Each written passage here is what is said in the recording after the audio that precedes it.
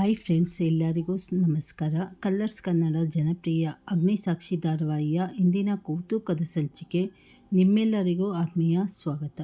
ಇಂದಿನ ಸಂಚಿಕೆಯಲ್ಲಿ ಒಂದೆಡೆ ರಾಜು ಅಲಿಯಾಸ್ ಯುವಿಯ ಅಸಲಿ ಕಪಟ ಮುಖ ಬಯಲಾಗುವ ಮುನ್ಸೂಚನೆ ಸಿಕ್ಕಿದರೆ, ಇನ್ನೊಂದೆಡೆ ಅಗ್ನಿಯ ಧ್ವನಿ ಸರಿಪಡಿಸಲು ಸಾಕ್ಷಿ ಅಡುಗೆ ಮನೆಯಲ್ಲಿ ಭರ್ಜರಿ ಕಷಾಯ ಸಿದ್ಧಪಡಿಸಿದ್ದಾಳೆ.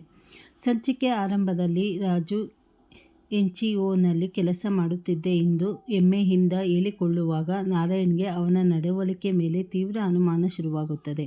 ಇತ್ತ ಅತಿಥಿ ಬಳಿ ಫೋನ್ನಲ್ಲಿ ಸಿಹಿಯಾಗಿ ಮಾತನಾಡುವ ಯುವಿ ತಾನು ಬಡ ಬ್ಲೈಂಡ್ ಮಗುವಿಗೆ ಕಣ್ಣಿನ ಆಪರೇಷನ್ಗಾಗಿ ಫಂಡ್ ಕಲೆಕ್ಟ್ ಮಾಡುತ್ತಿದ್ದೇನೆ, ಇನ್ನೂ 4 ಲಕ್ಷ ರೂಪಾಯಿ ಕೊರತೆ ಇದೆ ಎಂದು ಕತೆ ಕಟ್ಟಿ ಹೇಳಿ ಮರಳು ಮಾಡುತ್ತಾನೆ. ಇದನ್ನು ನಿಜವೆಂದು ನಂಬುವ ಅತಿಥಿ, ಅಪ್ಪ ಅಣ್ಣ ಪ್ರತಿ ತಿಂಗಳು ನನಗೆ ಕೊಡುವ ಹಣ ನನ್ನ ಅಕೌಂಟ್ನಲ್ಲಿದೆ, ಆ 4 ಲಕ್ಷ ರೂಪಾಯಿಯನ್ನು ನಾನೇ ಕೊಡ್ತೀನಿ ಎಂದು ಒಪ್ಪಿಸ್ತಾಳೆ.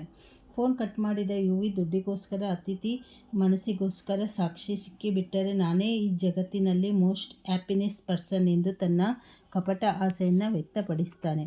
ಇನ್ನೊಂದೆಡೆ ಅಡುಗೆ ಮನೆಯಲ್ಲಿ ಸಾಕ್ಷಿ ಗೋಪಣ್ಣ ಬಳಿ ಚಕ್ಕೆ, ಲವಂಗ, ತುಳಸಿ, ಜೇನುತುಪ್ಪ ಕೇಳಿ ಅಗ್ನಿಗಾಗಿ ಕಷಾಯ ಸಿದ್ಧಪಡಿಸ್ತಾಳೆ. ಇದನ್ನು ನೋಡಿ ಗೋಪಣ್ಣ, ನಮ್ಮ ಅಗ್ನಿ ಬಾಸ್ ದಿನ ಪ್ರೋಟೀನ್ ಶೇಕ್ ಕುಡಿಯೋರು, ನಿಮ್ಮ ಕಷಾಯವನ್ನು ಯಾವುದೇ ಕಾರಣಕ್ಕೂ ಕುಡಿಯಲ್ಲ ಎಂದು ನಗುತ್ತಾ ಸವಾಲು ಹಾಕ್ತಾನೆ.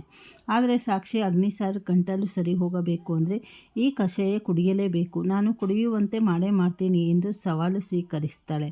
ಮುಂದೆ ಯುವಿಯ ಈ ಕಣ್ಣಿನ ಆಪರೇಷನ್ ಡ್ರಾಮಾ ಮತ್ತು NGO ಸುಳ್ಳು ಅತಿಥಿ ಹಾಗೂ ನಾರಾಯಣ್ ಮುಂದೆ ಬಯಲಾಗುತ್ತಾ?